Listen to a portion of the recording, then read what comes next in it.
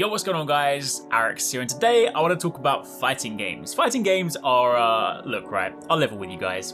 I'm not great at fighting games, but it's a genre that I love. I'm passionate about them, even though I'm not great. But you know what? That's fine. Sometimes you can just enjoy the games even if you're not great at them. I've grown up playing fighting games. Soul Calibur 2 was one of my favorites. Yo, playing as Link with the big Goron sword, destroying people with a sword plant was nutty. I miss Bloody Raw. I used to get my butt kicked at university playing Street Fighter 4. I actually got on really well with Dragon Ball Fighters, and honestly, to this day, I swear every single year I keep asking Bandai Namco for Naruto fighters, because yo, your boy is not a Dragon Ball fan. I like Naruto. Give me Naruto in Dragon Ball Fighters. Yo, you know that would be so good. It would be insane. Imagine calling summons in or doing some madness in Dragon Ball Fighter style with Naruto. You know you guys want that. But anyway, today I want to talk about fighting games that you should put on your radar, because there are some really cool ones coming out, probably next year, maybe even later. But either way, we're going to talk about them today. So if you guys do enjoy this, if you like fighting games, drop a like on this video. Let me know in the comments down below which is your favorite fighting game. And of course, if you guys enjoy this content, make sure you subscribe if you want to see more of this. We'll still bring you fighting game content on the channel. I'm just never going to be your expert. Anyway, let's first start talking about Blazing Strike. Before we even talk about the game itself, aesthetically, this looks awesome. I really love my kind of old school traditional fighters, like pixel sprites looking really, really cool. There's just something about really nice pixel sprites, and just this one, that kind of like interesting, I forget the actual technical name for it, but that sort of like staticky screen look to it. Basically, it just looks like you're playing this on an old CRT TV, and I just really like that, all right? Plus, the sprites just look hella cool. These characters, I know nothing about him, but the guy with the blue arm, yo, I feel like I'm gonna main that character. But anyway, that being said, Blazing Strike basically harkens back to sort of like the late 90s, early 2000s era of fighting games. Think of it like Third Strike, SNK Chaos, that kind of thing. It looks incredibly cool, seems to play really smoothly, and this is currently slated for 2022.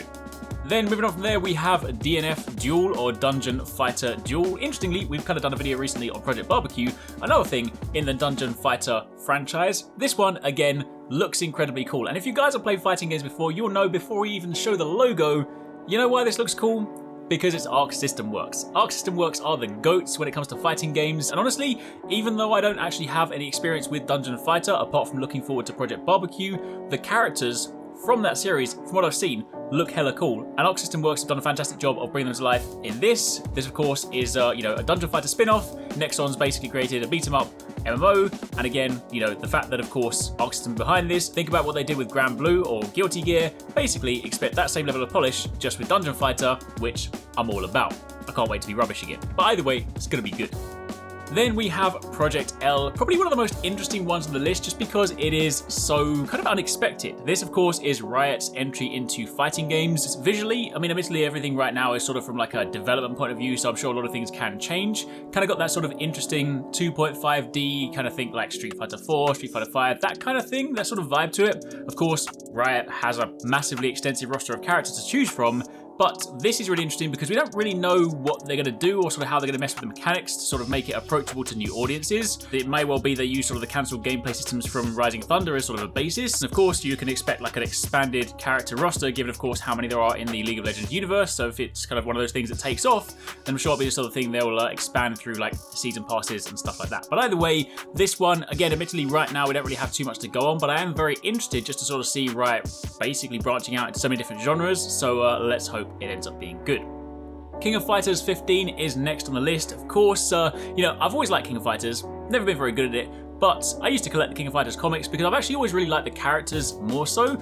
For a long time, I was kind of more interested in like King of Fighters characters than Street Fighter characters. I feel like that's probably like a bad thing to say, but this one, of course, Old Faithful, it's a super technical fighting game. It looks amazing. Admittedly, I kind of do sort of miss some of the sprite work of 13, but that being said, it also does look much better than 14.